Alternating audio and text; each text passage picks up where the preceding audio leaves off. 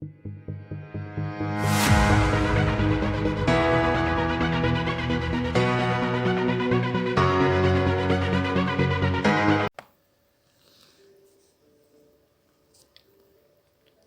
mes amis et bienvenue encore une fois sur ma chaîne YouTube. Donc de temps en temps, comme on a l'habitude de faire, je vous présente des éléments qui me semblent intéressants pour se préparer au concours de l'enseignement. Donc dans cette vidéo, je vais vous montrer comment élaborer une fiche pédagogique pour une activité de lecture. Donc j'ai choisi un poème, un sonnet à travailler, donc celui de Arthur Rimbaud, Le Dormeur du Val. Donc, comme vous voyez ici, dans cette partie-là, nous avons quelques éléments qui ont relation avec la science. Donc, généralement, c'est l'en-tête de la fiche pédagogique. Donc, nous avons, comme vous voyez au début, la durée. J'ai mis 1 heure.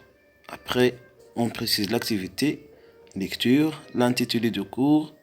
Donc, Le Dormeur du Val, Arthur Rimbaud. La compétence, c'est maîtriser les caractéristiques du récit fantastique, puisque ce poème il s'inscrit dans un module, à savoir étudier une nouvelle fantastique au niveau du tronc commun. Donc vous pouvez aussi préciser le niveau, vous pouvez mettre niveau tronc commun, et vers la suite vous trouvez ici la capacité repérer et identifier la forme du poème.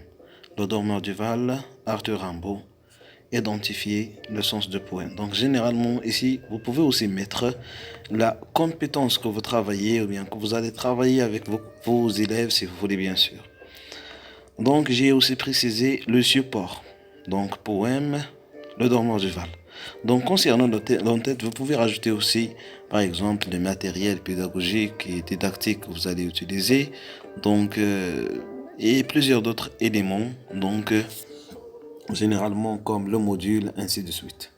Donc je passe directement vers l'étape suivante. Donc ici, je peux mettre comme première étape la mise en situation.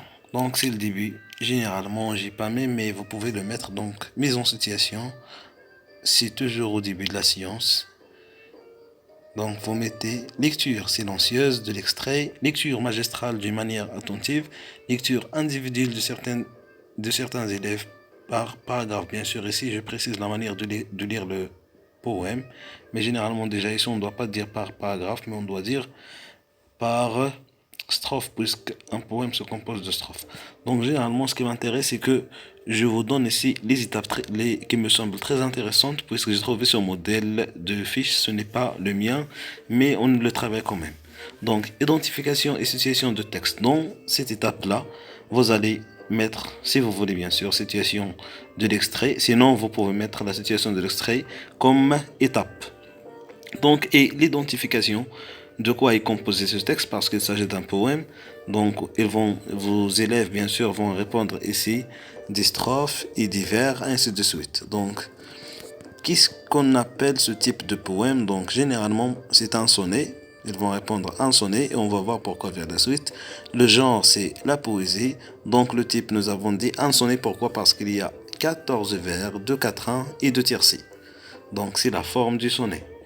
Les personnages que nous avons dans le texte, nous avons le dormeur du Val, le personnage principal abordé dans le poème.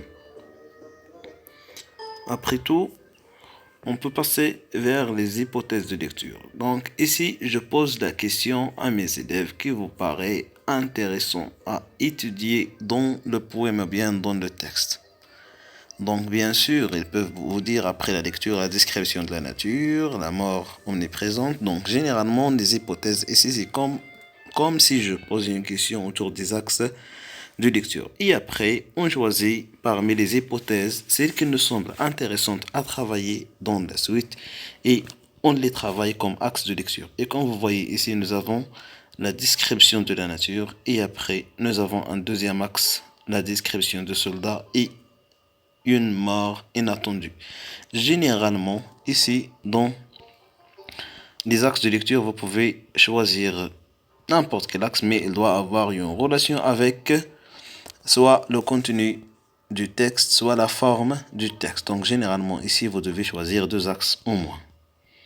Et directement après les axes, on essaye de rédiger une petite synthèse du cours dans laquelle on parle du texte dans ses généralités. Donc je souhaite que cette vidéo vous sera bien utile et on se voit la prochaine. Au revoir.